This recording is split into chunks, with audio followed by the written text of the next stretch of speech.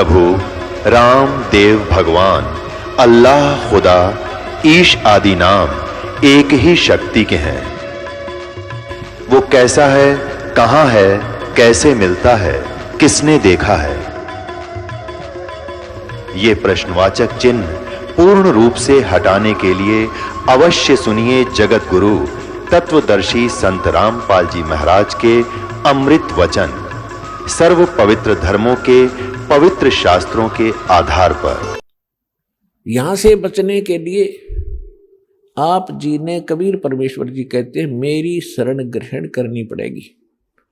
फिर मैं आपको काल से अपने उसमें ले लूंगा, अपनी फर्द में अपने नाम करा लूंगा, फिर ये तुम्हारे से कुछ नहीं मांगेगा।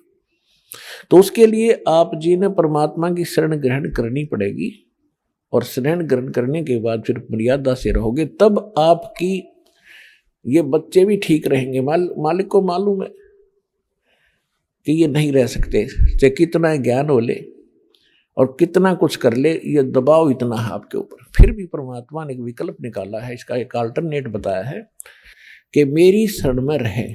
जब लग हंसा हमरी आना, काल लगे ना तेरा बाणा।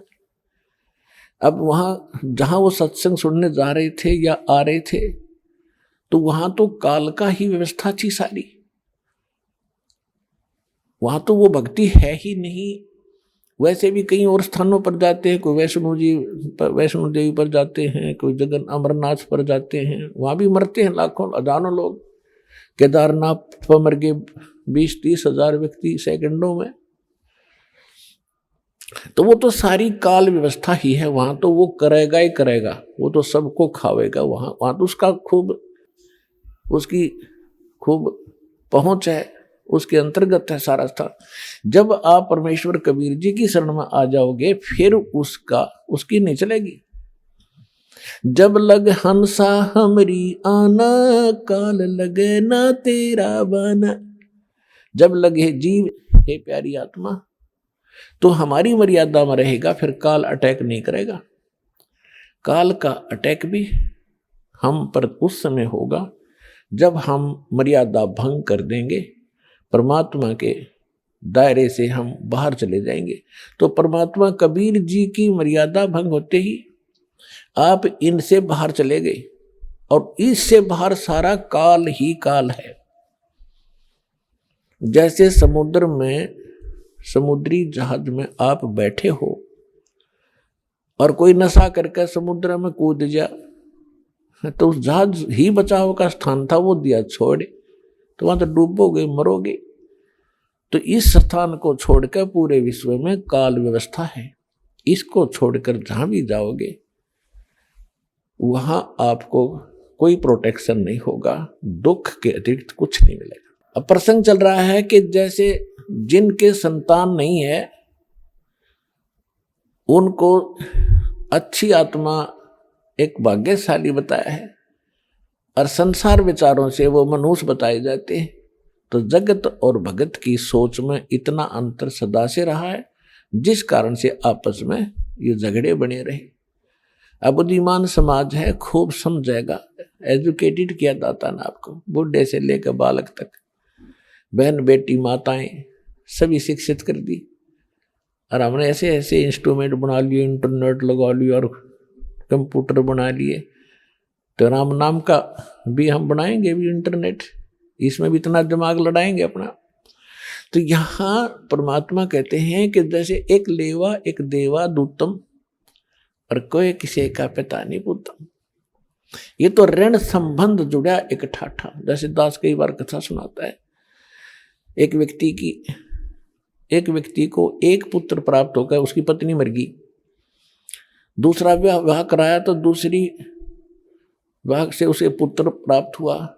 उसमें आपस में 10-12 वर्ष का अंतर था, 8-9 वर्ष का अंतर था। तो दूसरा पुत्र हुआ तो वो स्वयं भी मर गया, और उस पुत्र की छोटे वाले की मां भी मर गई। बड़े वाले का विवाह हो गया, उसकी पत्नी आ गई। अब वो मां के तो दोया के थे, पिता एक था।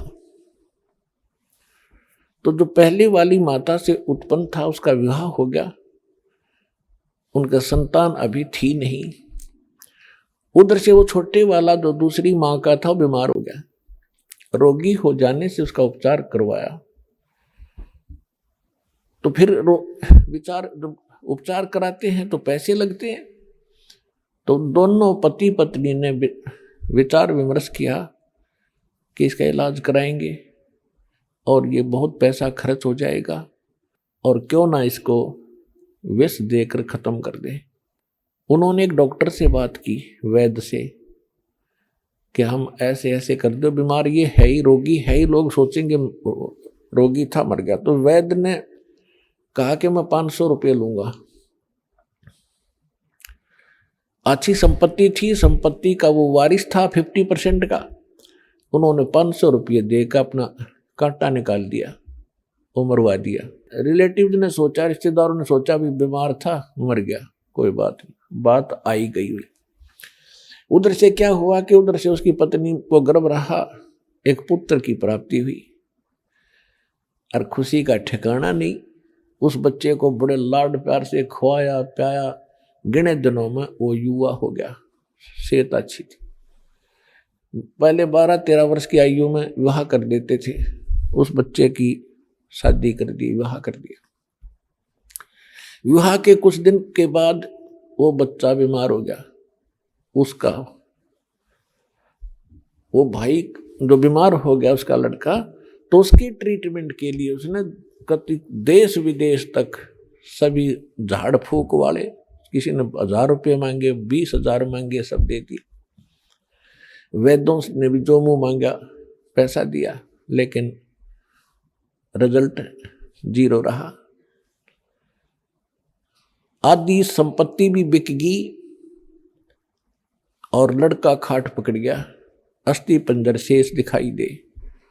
तब उसने एक दिन, उसका पिता बैठा था साथ में, चारपाई के साथ में। लड़के ने कहा कि भाई साहब एक काम कर, अब मेरे कफन की लकड़ियों की तैयारी कर ले, तेरा मेरा हिसाब हो गया, अब केवल लकड़ियों का और ये कफन का हिसाब किताब शेष है, उसको कर तैयार।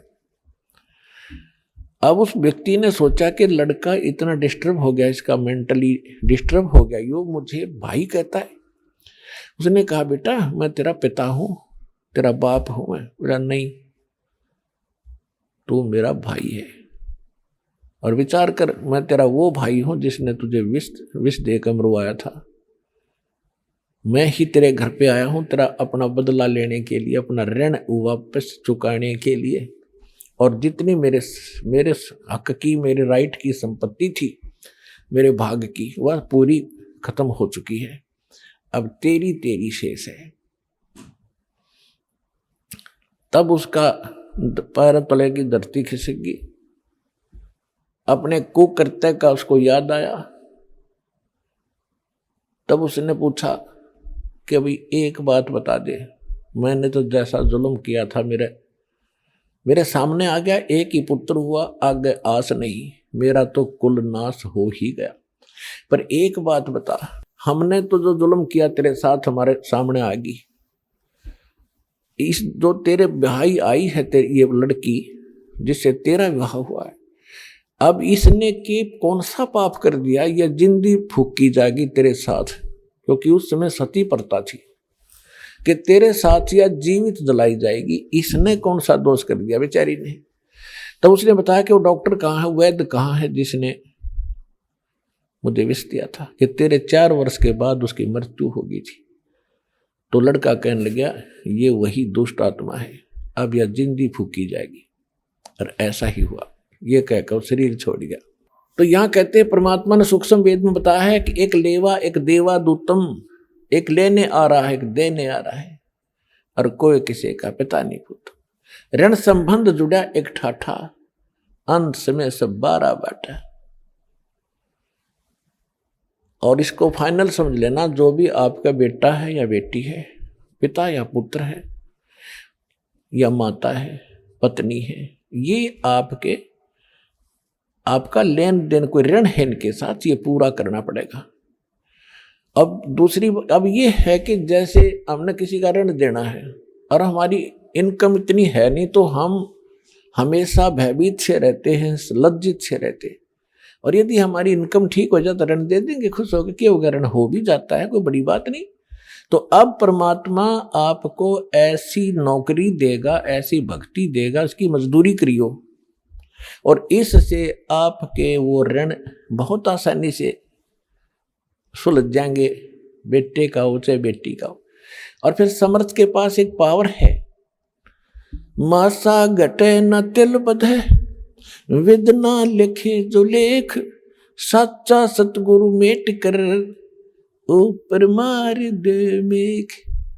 आपका आपस का कोई ऋण देन है और आप शरण में आगे परमात्मा के, वो कैंसिल कर देगा। जा भाई, मेरा तो ऋण था यो, और माफ कर दिया। बच्चों को मैं दूंगा तुम्हारे, इनको पालूंगा पोसूंगा, इनके संस्कार बनाऊंगा। आप हो ऋण मुक्त, आप भी पार, ये बच्चे भी पार हो जाएंगे। तो ऋण खत्म कर दिया दोनों का। जैसे एक बार सरकार ने, जो सरकार से लोन ले रखा था लोगों ने, गना हो गया था, ब्याज पे ब्याज चले था, बहुत परेशानियां थी। कुछ एक तो किसान आत्महत्या भी कर गए थे ऋण के मारे। फिर सरकार ने वो माफ कर दिया, हो गया बरी, बस खत्म हुई, टेंशन खत्म होगी। तो इसी प्रकार यह सच्ची सरकार है कबीर परमात्मा, आपके सारे ऋण माफ कर देगी। एक दूसरे का जेड़ा जो कति सुलझा देगी, और फिर भक्ति करेंगे। ऐसा विधान बनाया जाएगा पुण्यात्मा, और सबको स्वीकार्य होगा इस ज्ञान के आधार से। विवाह में कोई खर्च नहीं करेंगे हम, आगे बच्चों को कोई लेन देन हम नहीं करेंगे, क्योंकि फिर ऋण एक दूसरे फिर शुरू हो जाएगा। तो बच्चे भी इस बात को समझेंगे, बेटियां भी, हम यहाँ के हैं ही नहीं, हम तो सतलोक के वासी हैं, वहां जाएंगे, वहां कोई चीज का अभाव नहीं, वह ऐसी सृष्टि है, वहां जाकर परिवार बनेगा आपका। जो आपको यहाँ बेटा बेटी, पति पत्नी, माता पिता अच्छे लगते हैं, सारे भक्ति करो, एज इट इज वहां जाकर परिवार बन जाएगा। हमारे ये ठाटते हैं, इस गंदे लोग में रहना जरूरी है। आज आप किसी गांव में रह रहे हो और थोड़ी सी जमीन है, मुश्किल से हैंड टू माउथ हो रहे हो, और आपको किसी दूसरे राज्य में 100 एकड़ जमीन दे दे, लगा ट्यूबवेल हो और सारी सुविधा हो, बड़ा मकान, और आपको कहें भाई चलो वहां, क्या करोगे आप? छोड़ उस 1.5 किले ने और चलो वो 2 मिनट में जा बैठोगे, झांको भी कोई ना उसकी तरफ। तो ऐसी स्थिति है सतलोक की, वहां जाओगे जब ठाठम ठाठ हो जाएंगे तुम्हारे।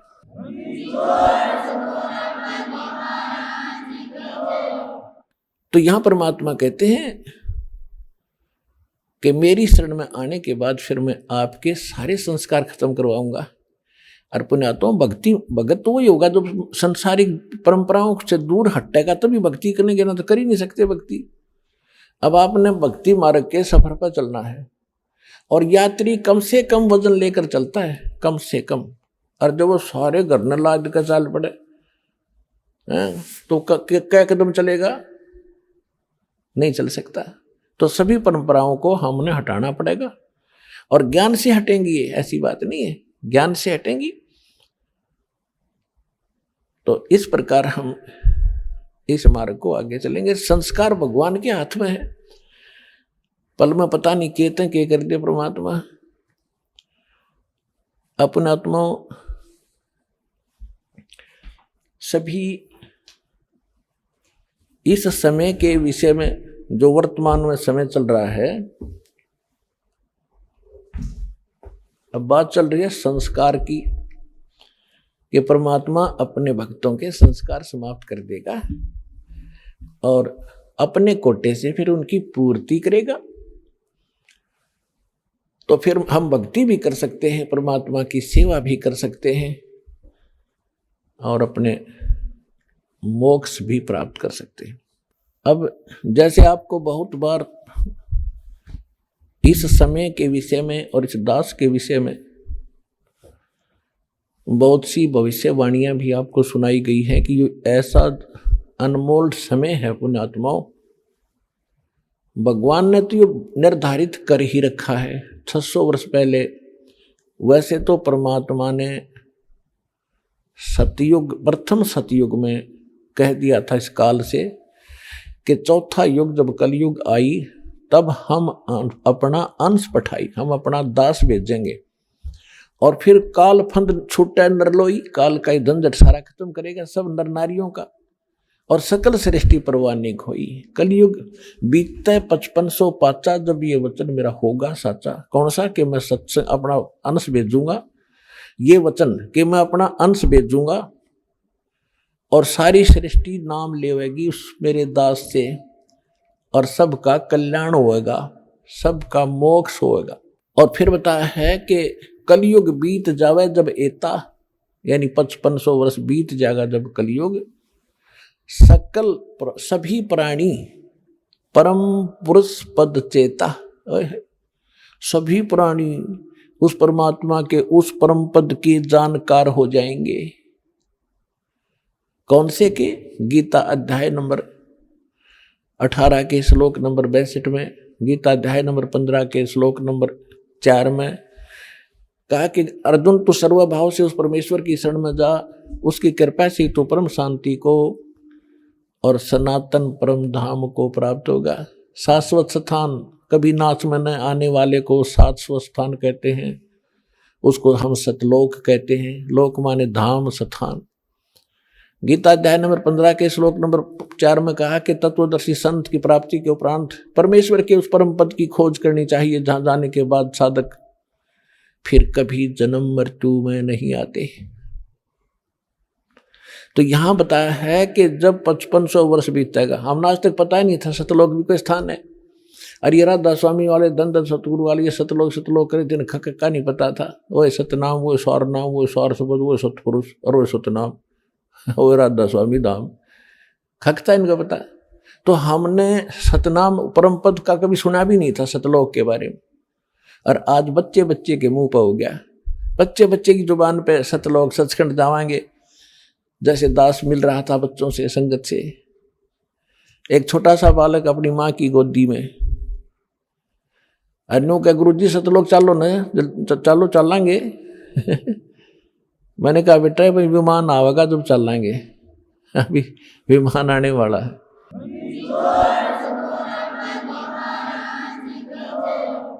तो यहाँ कहा कि पूरा विश्व, पूरा सभी प्राणी परमेश्वर के उस परम पद की परिचित हो जाएंगे। तो उसी के विषय में जैसे आपने कल भी सत्संग में सुना था, एक फ्लोरेंस नाम की भविष्य वक्ता अमेरिका की थी, वो भारत के संत के बारे में गुणगान कर रही है। नास्ट्रेदम्स फ्रांस का रहने वाला था, वो भी कहता है भारत में एक महापुरुष संत आएगा जो पूरे विश्व को सच्चा ज्ञान देगा और एक शब्द समाज की स्थापना करेगा, विकार रहित होगा, आपस में बुराई नहीं रहेगी, लड़ाई नहीं रहेगी। तो उसी के संबंध में थोड़ी सी और सुनाते हैं आपको। एक ये पुस्तक है, पुरानी सी, हाथ लगी है किसी भगत का। ये हमारे भगत तक खोजी हो गए, उनको कहीं पर भी कोई सुराख मिलता है उनको तो पता ही लग जाता है ये किसके विषय में बोल रखा है। अब नास्ट्रेदम्स की भविष्यवाणी या किसी भी संत की, उस संत के विषय में जो भविष्यवाणी है, कोई किसी पर सेट कर रहा है, कोई किसी पर कर रहा है, वह पूरी हो ही नहीं सकती। अब हाथी के कपड़े को, अस्त्र को और जोटे पर धर के देखे कीता होगा, वो तो हाथी पर फिट होगा, वो जिसका है। यह एक पुस्तक है, एक पुरानी फटी पुरानी सी है किताब। ये देखो, युग निर्माण की सुनिश्चित संभावना, ये तो इसका नाम है, टाइटल है। लेखक है इसका बलराम सिंह परिहार, प्रकाशक है युग निर्माण योजना, गायत्री तपोभूमि, मथुरा से। बस इतना ही उल्लेख है इसका, ज्यादा आगे नहीं लिखा, ये फटा हुआ ज्यादा है। ये देखिएगा पृष्ठ नंबर 19 पे,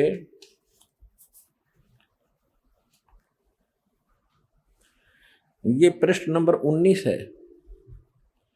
इसके पृष्ठ नंबर 19 पे यानी 19 पे क्या लिखा है कि स्वाधीनता यानी आजादी के 4 वर्ष बाद एक शक्तिशाली धार्मिक संस्था प्रकाश में आएगी और सारे संसार का उद्धार करेगी।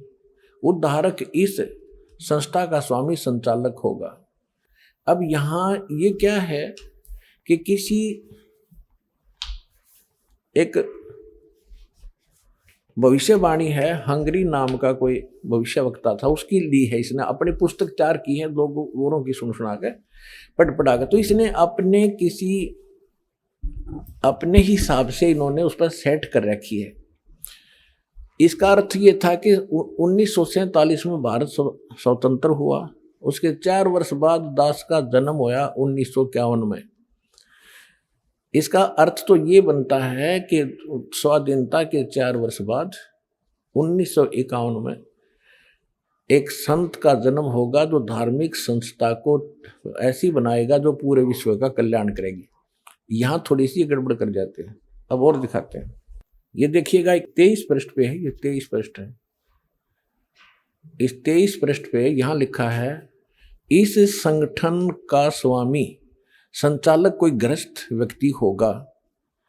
अब तक दुनिया में सबसे बड़े विचारक के रूप में ख्याति प्राप्त करेगा। वह व्यक्ति सामाजिक उत्तरदायित्वों से लेकर संसार के सब देश शांतिपूर्ण कैसे रहें उसकी यह व्यवस्थित आचार संहिता तैयार करेगा। उसके जीवन भर के संग्रहित विचारों को यदि एक पुस्तक में लिखा जाए तो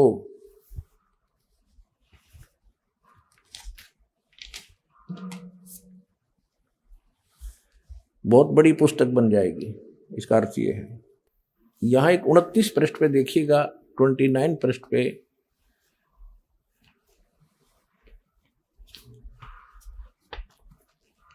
एशिया के किसी देश, संभवतः भारतवर्ष में, एक नम्र ग्रामीण परिवार में एक महान आत्मा ने जन्म ले लिया है जो एक महान आध्यात्मिक क्रांति का सूत्रपात, संचालन और नियंत्रण करेगा। इसके पीछे क्रियाशील आत्माओं की शक्ति होगी जो संसार की वर्तमान विकृत परिस्थितियों को बदल डालेंगी। 1999 में ये क्या बोला गया है कि एक ऐसे व्यक्ति ने जन्म लिया है जिसकी अकेले ही उत्पादित शक्ति किसी भी शक्ति संपन्न राष्ट्र के बराबर होगी। वह एक भाषा, एक संस्कृति, एक धर्म की आचार संहिता सर्जन करेगा। यहां देखिएगा 43 पृष्ठ पे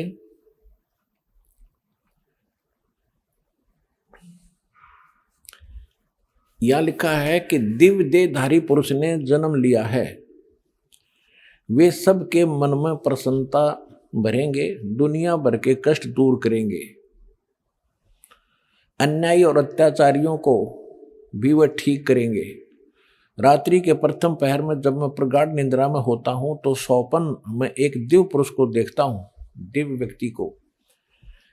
किसी जलाशय के निकट बैठे हुए इस योगी के मस्तक में दोनों भौं के जहाँ मिलती हैं तो उसमें अर्ध चंद्रमा के दृश्य होते हैं। उसके बाल सफेद हैं, सुब्र वेशभूषा है, यानी साधारण सुंदर, वर्ण गौर है, गोरा कलर है, तथा पैरों में चर्म विहीन पाहन यानी पादुकाएं हैं। बिना चमड़े की जूतियां पहनता है। आज तो हमने पूरे अनुयायियों से कोई बैन लगा रखा है कि चमड़े की जूती तुमने पहननी है नहीं, मैं तो पैरूं था कितने। अब देखिएगा इसके प्रश्न नंबर 72 पे, क्योंकि हमने इसके साथ साथ सत्संग भी सुनाना है आपको, जो कि संस्कार के ऊपर बात चल रही थी, उसका कुछ विषय इसमें आपको समझाएंगे। इसके 72 पृष्ठ पर देखिएगा,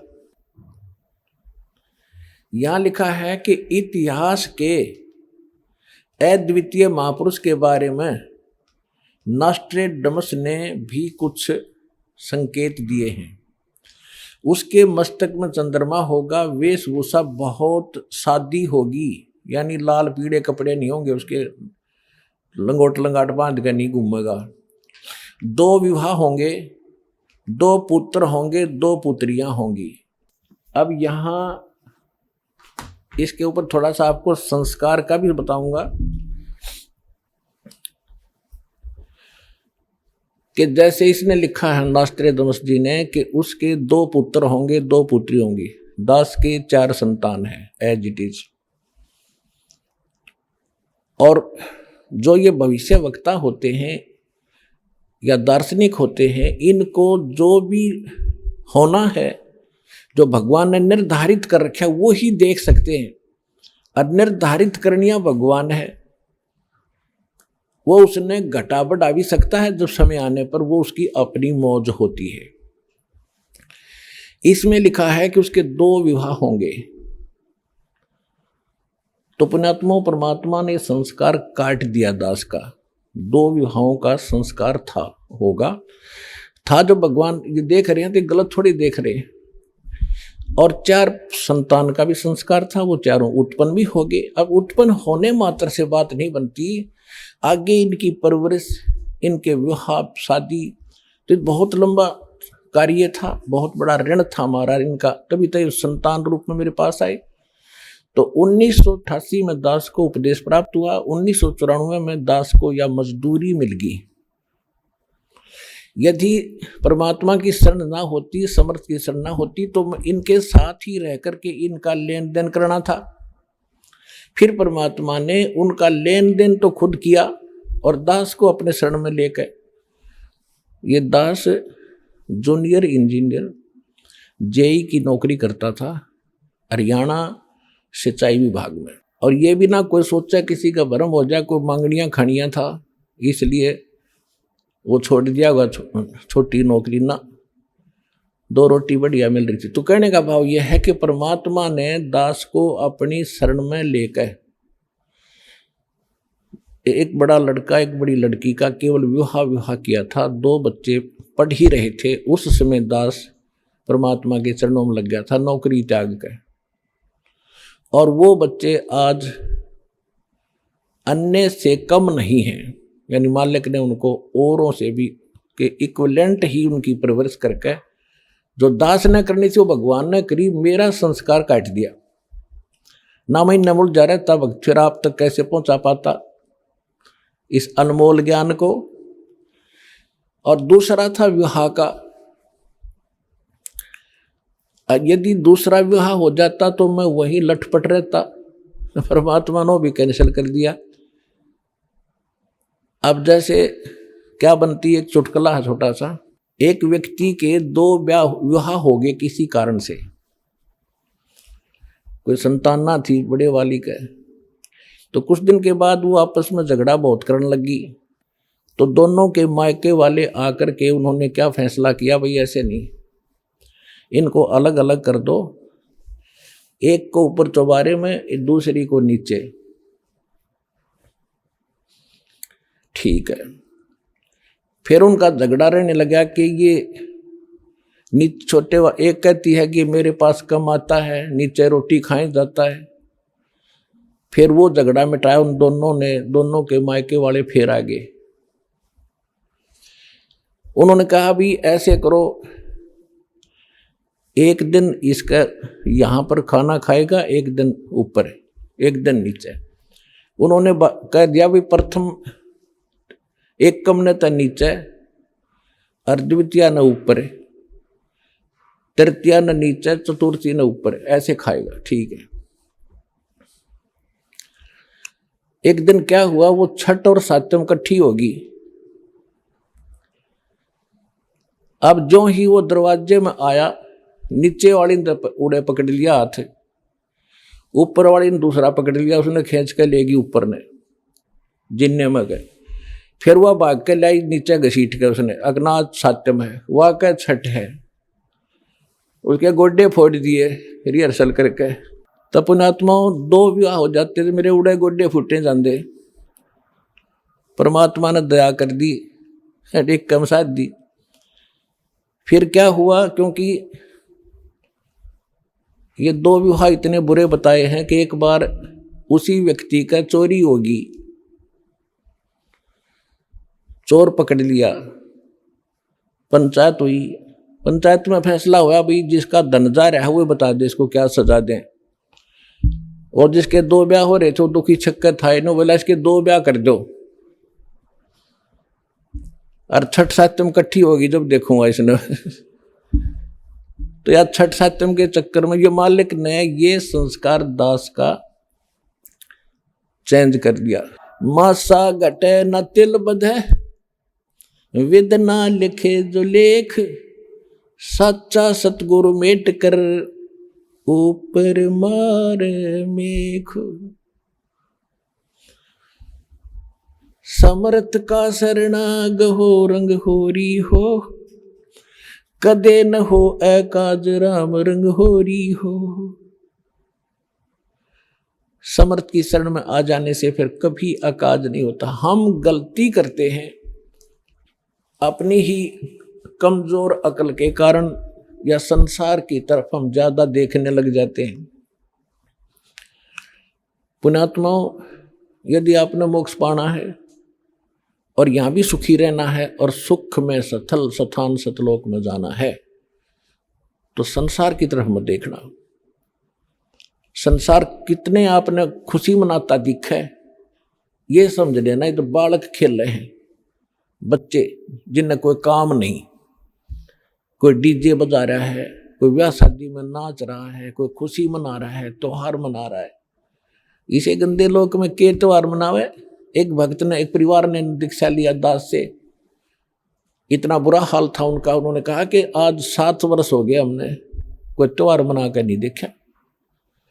बड़ा परिवार है, कई बार बहन विधवा हो जाती है, कहीं घर में घटना घट जाती है, 1 वर्ष तक त्योहार मना नहीं सकते। 7 साल हो गया हमने त्योहार मना कर नहीं देखा। तो बताओ फिर मनाओ त्योहार। तो परमात्मा कहते इस गंदे लोक में के त्योहार मनावे और के नाचे कूदे। ब्याह के समय में एक लड़के का विवाह हो रहा था, पहले दिन तो डीजे बजाओ, घुट्टी लाओ, नाचे कूदे, पूरा मस्ता रखा। अगले दिन दुर्घटना मृत्यु होगी उस दुल्हे की, बिहान जावा था राय में, रास्ते में।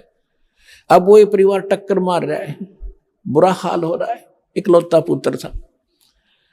तो यहां संत कहते हैं इस गंदे लोक में और तुम यहां खुशी मना रहे हो, घनी पी रखी तुमने, ये नशा ज्यादा हो गया इस काल की भांग का। जब आपकी यह भांग उतरेगी आप हंस के दिखाई दियो ढंग से, आपको पता चलेगा कहाँ फंसे हैं। 1 सेकंड में ना जाने के बिजली गिर जाए, आज खुशी मना रहे हैं कल टक्कर मार के रो रहे होंगे। तो इससे भी बचने के लिए आपने इस परमेश्वर कबीर जी की शरण में पड़ा रहना होगा। और जो यहां से निकल जाता है, मर्यादा भंग कर दी, वो यहां से गया, फिर अन्य स्थानों पर बैठेगा। अब जैसे बच्चे स्कूल जाते हैं, पहले दास ने जब स्कूल जाना प्रारंभ किया तब हमारे यहाँ पढ़ाई की विशेष व्यवस्था नहीं थी। व्यवस्था स्कूल तो था मिडिल तक का, लेकिन एक रुचि नहीं थी पढ़ने और पढ़ाने की। तो मेरा साथी थे जो हम पहले पाली जाया करते पशुओं के, किसान परिवार में दास का जन्म है। तो वहां अपने मस्ती तक कूदने खेलने खूब ठाठ से कोई काम नहीं था। फिर हम स्कूल जाने लगे तो जो स्कूल नहीं जाते थे वो क्या करते थे, कोई तो गधे पर बैठ कर घूम रहा है शरारत करनी बच्चा अंदर, कोई तालाब में नहा रहा है, हाँ कोई कुछ कर रहा है। तो अब विद्यार्थी ने उसकी तरफ नहीं देखना चाहिए जो विद्यालय में नहीं जाता, जो विद्यार्थी नहीं है, वो तो अपने कर्म बिगाड़ रहे हैं। तो हमारे साथ के जो नहीं पढ़ा करते वो हमने नो दिखा करते तो बड़े फरी हैं, कोई न दुख नहीं, हमने मास्टर भी पिटाई कर देते हैं और पढ़ना भी पढ़ रहा है। तो हम इतने बंदिश में मान रहे थे अपने आप को। अब पता चला हम तो जूनियर इंजीनियर लगा दास तो, और वो वहीं पर मजदूरी कर रहे हैं, तो कितना अंतर हो गया। तो इसी प्रकार आप जी ने इस मार्ग में आप समझ लो विद्यार्थी हो, और जो भक्ति नहीं करते वो विद्यार्थी नहीं है। तो उनके सुख देखकर आप इस मूल उद्देश्य को भूल जाओगे तो आपको भविष्य में बहुत घना दुख हो जाएगा। तो इस कारण से संसार की तरफ ना देखना, इस मार्ग पर चलने के लिए। और जो इस सत्संग को छोड़ जाते हैं उन्हीं के ऊपर अटैक होते हैं। काल उन्हीं को फिर हानि पहुंचा देता है मर्यादा भंग होने के बाद। उसके विषय में सूक्ष्म वेद में कहा है कि जो पुण्य आत्मा होती है, हंस होते हैं। हंस का क्या अर्थ है? हंस का अर्थ है जिसने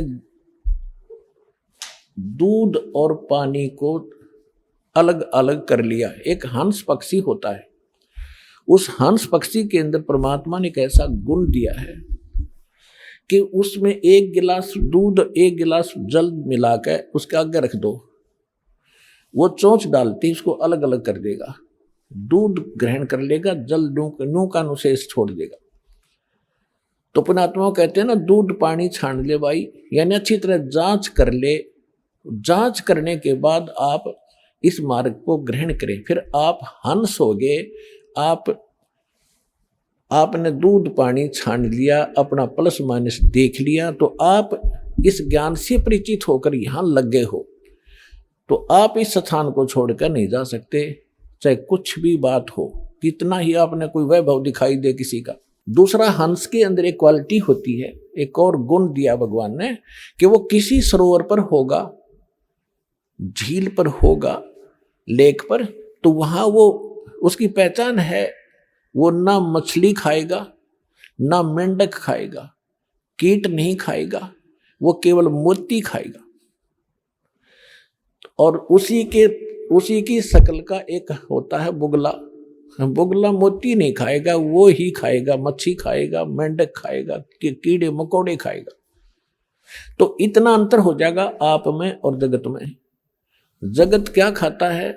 मांस खाएगा, शराब पीता है, बीड़ी पीता है, और फिर बकवाद करता है, डांस करता है, कि तो सिनेमा देखता है, फिल्म देखता है, बड़ी बड़ी कोठी बना कर अपनी टौर दिखाना चाहता है। तो वो तो समझ लो परमात्मा कहते हैं ये भगत के लक्षण नहीं है। फिर क्या बताया है कि जैसे, और मान लीजिए कोई व्यक्ति भक्ति नहीं करता और वैसे नेक आत्मा है, शराब भी नहीं पीता, मांस भी नहीं खाता, हुक्का तम्बाकू का प्रयोग भी नहीं करता, नेक नीति से रह रहा, तो भी अपना जीवन नाश कर रहा है। कैसे? जैसे 2 एकड़ जमीन है, 1 एकड़ जमीन को खूब संवार दिया, खूब बुरी अच्छी तरह घास फूस काट दिया, उसका निर्मल कर दिया संवार के, और बीज बोया नहीं। वो समरा सुमराया खेत के काम आया जब बीज ना बोया। और दूसरा, वो जिसमें झाड़ दंखाड़ जमे हैं उसमें कुछ वो संवारा नहीं, उसमें कोई अंतर नहीं। हाँ, उसमें अगर बीज डाल दिया जाता है तो उसका लाभ है। इसी प्रकार जो विकार नहीं करते और भक्ति नहीं करते वो भी व्यर्थ है। समारे हुए खेत की तरह समझ लो।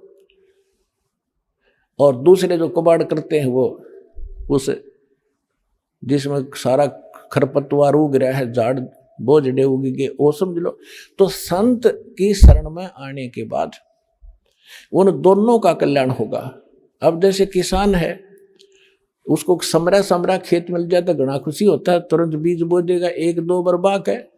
और वो बंजर भी मिल जाता है तो उसका भी करता है इलाज। वो उसने काट के, पीट के, खोद के, उसके सारे डंगे हटा कर फिर बोएगा। तो वो व्यक्ति भी जो भक्ति नहीं करते, उनमें कबाड़ उग गया है। यहाँ आगे तो हमारे पास वो हथियार हैं तत्व के, सत्संग रूपी प्रवचनों के, उनके सारे डंगे काट देंगे और सतनाम का बीज बो के सफल करेंगे।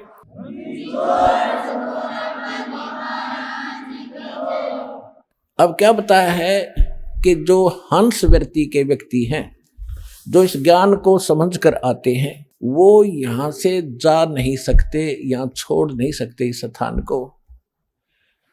बंदी उनकी कैसी दशा होगी है? बंदी छोड़ दयाल जी, तुम तक हमारी दौड़े, जैसे कागज जहाज का अब सूजत और न ठोरे।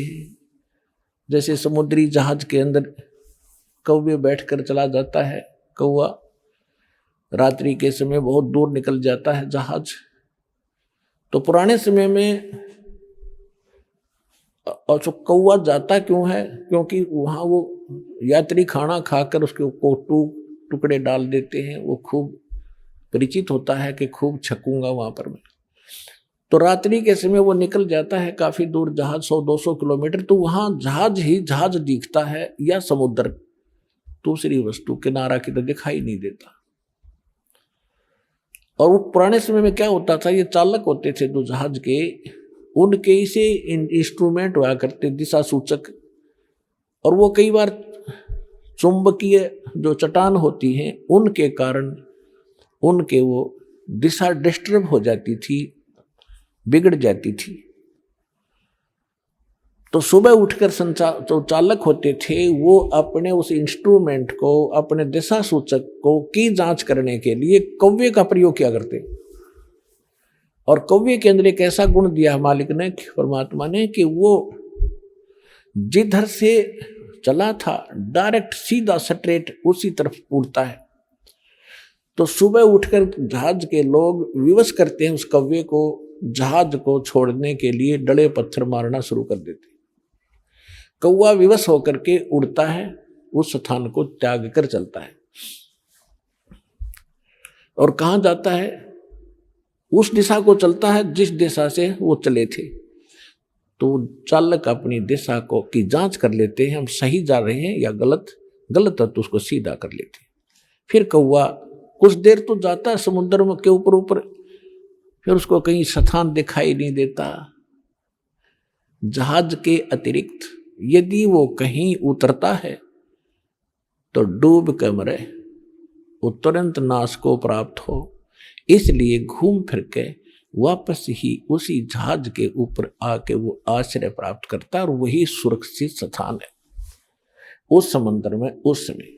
तो पुण्यात्माओं, जब आपको ये स्थिति आ जाएगी कि इस विश्व में कबीर पर जैसा भगवान नहीं, और इस रामपाल दास जैसा ज्ञान नहीं, और बरवाला आश्रम जैसा स्थान नहीं, और ऐसा भक्ति और विधि नहीं इस पृथ्वी पर, तो पुण्यात्माओं आपकी वो दशा होगी लास्ट में कि हे बंदी छोड़ दयाल जी, तुम तक हमारी दौड़े, जैसे काग जहाज का अब सूझत और न ठोरे। अब क्या बताया है सूक्ष्म वेद में, परमात्मा ने बताया है कि इस स्थान सत्संग को, ऐसे ज्ञान को, ऐसे भगवान को कौन छोड़ कर जाते हैं। कहते न्योड़ नाद सुभान गति, ये लड़े भवंग हमेशे, जड़ी जान जगदीश है, विष नहीं व्यापे शेष। अंश गवन करते नहीं, मान सरोवर छाड़े, ये कौवे उड़ उड़ बुगले उड़ उड़ जाते हैं, वो खाते मांसाहारे। अंश दशा तो साधु है, सरोवर है सत्संग, मुक्ता हलबाणी चुग चढ़ नवेला रंग। अब इन 4 पंक्तियों में निर्णय कर दिया पुण्यात्माओं, ये है वो वेद, सूक्ष्म वेद। इसकी एक एक पंक्ति में आधी पंक्ति में रहस्य भरे पड़े, यानी अमृत से भरी पड़ी है। इसमें क्या बताया है कि न्योड़ नाद सुभान गति, और लड़े भुजंग हमेश, और जड़ी जान जगदीश है, विष नहीं व्यापे शेष। क्या बताया इसमें कि जैसे एक नेवला होता है, जानवर नेवला इस गिलहरी जैसा होता है। एक न्योड़ होता है, न्योड़ देसी भाषा में न्योड़ कहे, न्योड़ नेवला कह दें हम शुद्ध भाषा। वो एक बहुत बड़े सर्प के साथ युद्ध शुरू कर देता है, लड़ाई शुरू कर देता है। लेकिन वो लड़ाई कैसे करता है, एक जड़ी होती है, एक बूटी होती है जंगल में, उसको उसके निकट जाता, उसमें से कुछ महक निकलती है, उसको अपने श्वास के द्वारा ग्रहण कर लेता है, अपने सांस में भर लेता है, और उस सर्प के सामने आकर आमने सामने होकर श्वासों से उसको छोड़ देता है। और उस जड़ी की इतना दुष्प्रभाव होता है सर्प के ऊपर, वो उसको चक्कर आने शुरू हो जाते हैं। तो ऐसे वो एक बार छोड़ के गया, फिर भर लिया, इतना वो सर्प फिर होशमा हो, इतना फिर आ ले, यानी उसको कति करके अचेत और फिर मुंडी पकड़ के उसकी रगड़ रगड़ के मार डालता है। अब यहाँ परमात्मा कहते हैं कि आप तो एक छोटे से, देखो नेवला तो सारा 9 इंच का, और सर्प ओजा मनमान 10-10, 12-12 इंच फुट के, और इतने तगड़े नेवले की क्या औकात है, सीधा लड़ ले उससे। तो आप तो समझो हम तो हैं नेवले, अरियुस काल है सांप, मारी अब इसके साथ लड़ाई होगी शुरू। और ये जो सतनाम और सारनाम या वह जड़ी है, इसने सूंघे जाइए और छोड़े जाइए, सूंघे जाइए और छोड़े जाइए। तो ये काल आपके निकट नहीं आ सकता, यो आप भागड़ की सोचेगा। आप तय न सोचा मर गया मैं तो भागता, पीछा छूट जाता। नौल नाद सुभान गति, ये लड़त भुजंग हमें से, जैसे न्योला सर्प के साथ लड़ता है, ऐसे वो नाद, वो शब्द, वो मंत्र, उस जगदीश का जो मंत्र है, उस परमात्मा का यथार्थ जो मंत्र है, वह वो जड़ी है। विष्णु व्यापै शेष, शेष नाग 1000 फलों फन का, यानी छोटे मोटे देवी देवता तो समझ लो सर्प, और काल ने समझ लो शेष नाग 1000 फणों वाला। कहते वो भी निकट नहीं आ सकता आपके इस परमात्मा के सच्चे नाम के सामने, काल भी आपसे कोसों दूर रहेगा।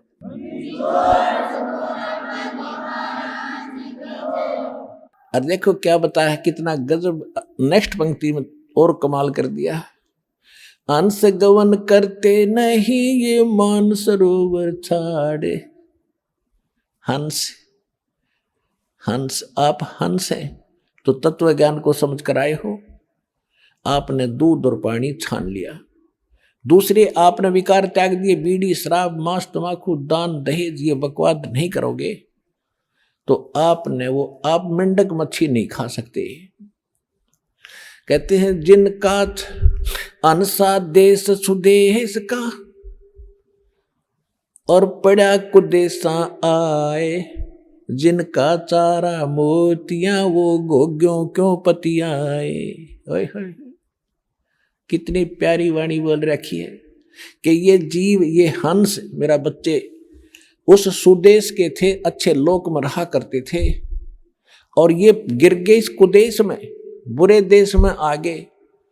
और जिनका चारा मोतियां, जो हंस मोती खाते हैं वो घोग्यों क्यों पतियाए। घोगे यानी कीड़े मकोड़े, आपने देखे होंगे ये संकले से है ना, छोटे छोटे जीव होता है ना, मांस का टुकड़ा सा।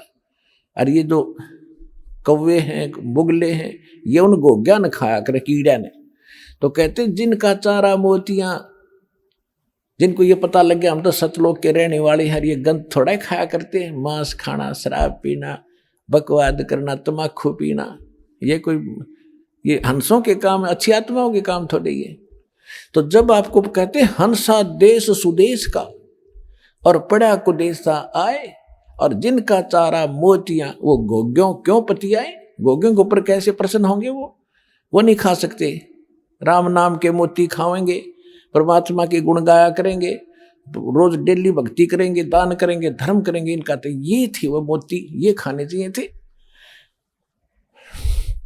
परमात्मा कहते हैं चारों युग में मेरे संत पुकारे, और कूक कहा हम हेल रे, ये हीरे माणिक मोती बरसे, ये जग चुगता ढेल रे।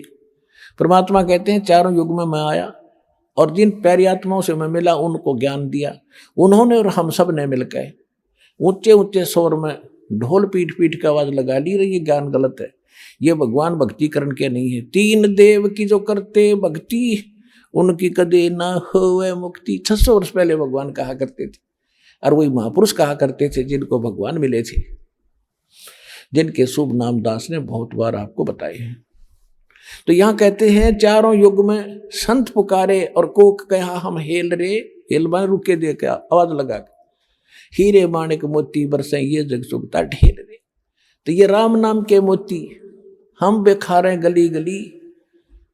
तो यहां कह रहे हैं कि हंसा देश सुदेश का वो पड़ा को देशा आए।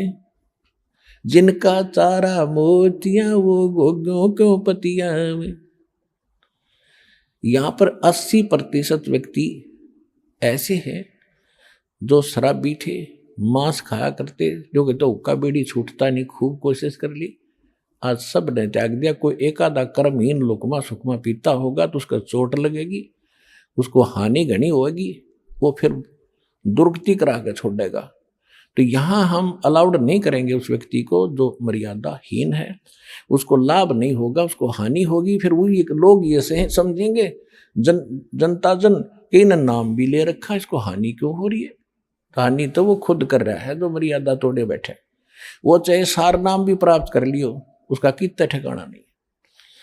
तो इस प्रकार यहाँ क्या कहा जाता है कि हंसा देश सुदेश का पड़ा को देश आए। अरे पता लगे उस दिन छोड़ दिया आपने, त्याग दी, बाढ़ में जाओ भाई, हमने टच भी नहीं करेंगे चाहे कुछ भी हो।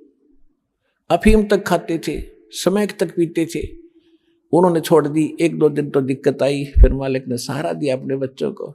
राजकती याद भी नहीं आती उनको।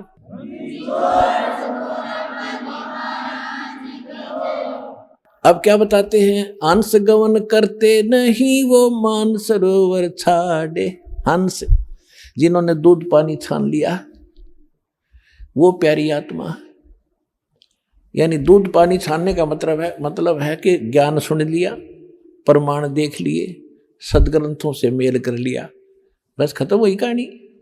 अब आप इंटरव्यू में सुनते हो, भक्तों के अनुभव सुनते हो, प्रत्येक की जुबान पे ये है कि पृथ्वी पे ऐसा ज्ञान नहीं, ऐसा भगवान नहीं, ऐसे सुख हम आज तक सोचे न देखे जो हमको मिल रहे।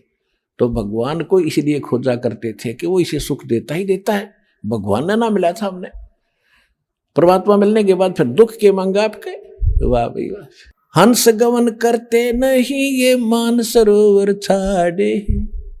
हंस तो उस मान सरोवर को कभी छोड़कर नहीं जागा जहां पर मोती होंगे, और बुगले उड़ उड़ जाते हैं वो खाते मांसाहारे।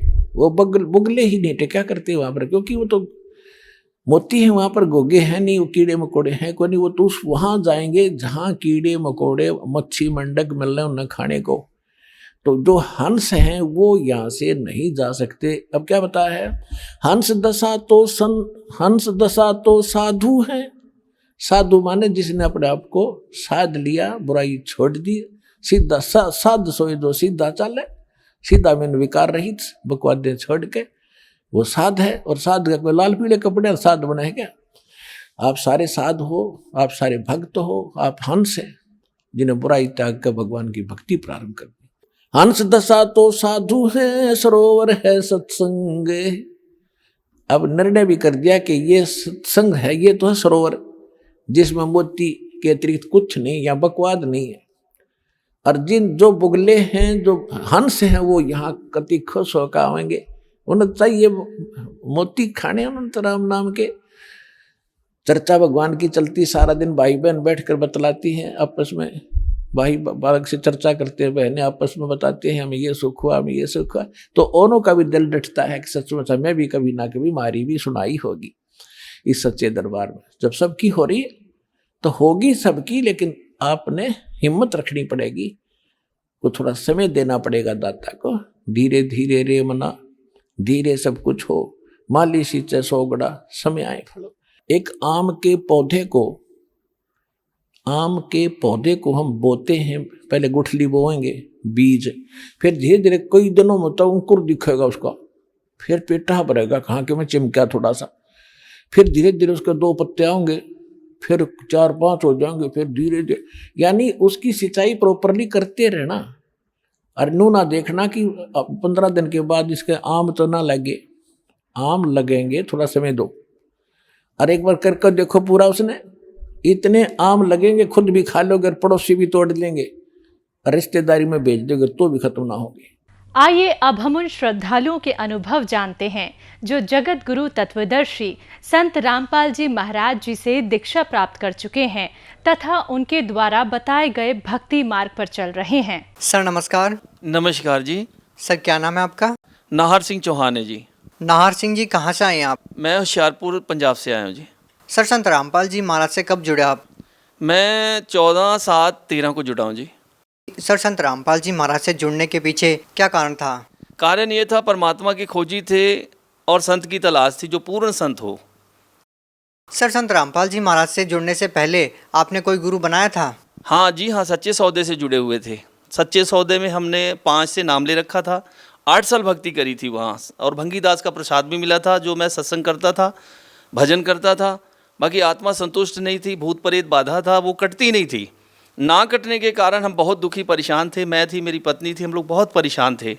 परेशान होने के कारण सर जी वहाँ पे हमारा कोई सुविधा साधन नहीं मिला। सर, जैसा कि आपने बताया कि पहले भी आपने गुरु बना रखा था और आप भजन मंडली में भी शामिल थे, भजन करते थे, उसके बावजूद भी आपको भूत प्रेत की बाधा से निजात नहीं मिली।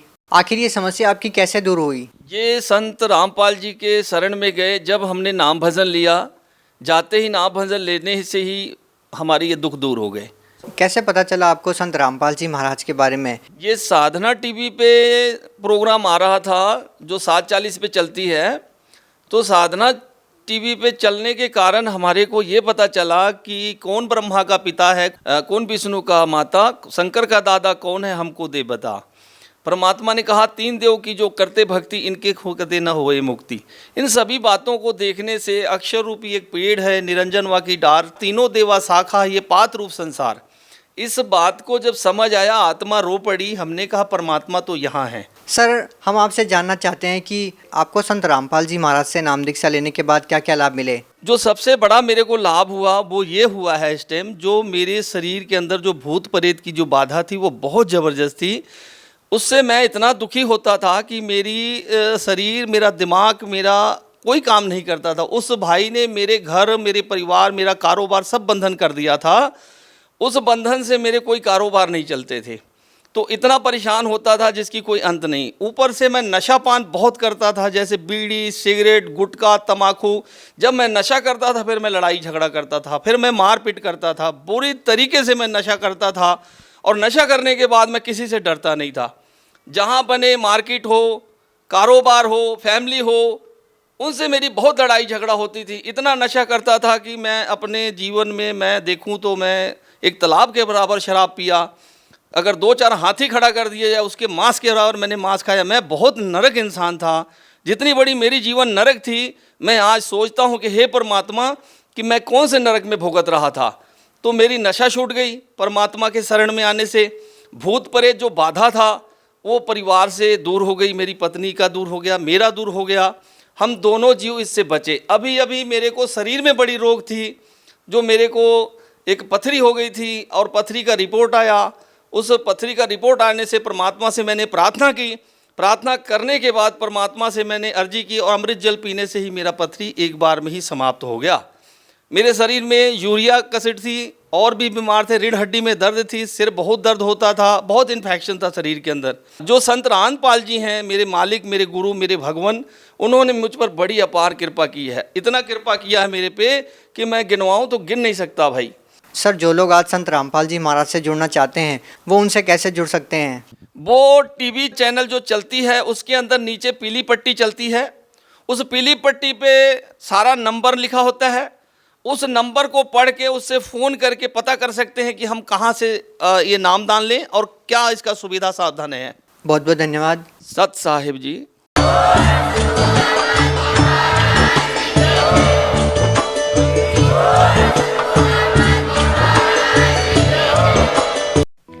आप सुन रहे थे जगत गुरु तत्वदर्शी संत रामपाल जी महाराज के मंगल प्रवचन। अधिक जानकारी के लिए संपर्क करें।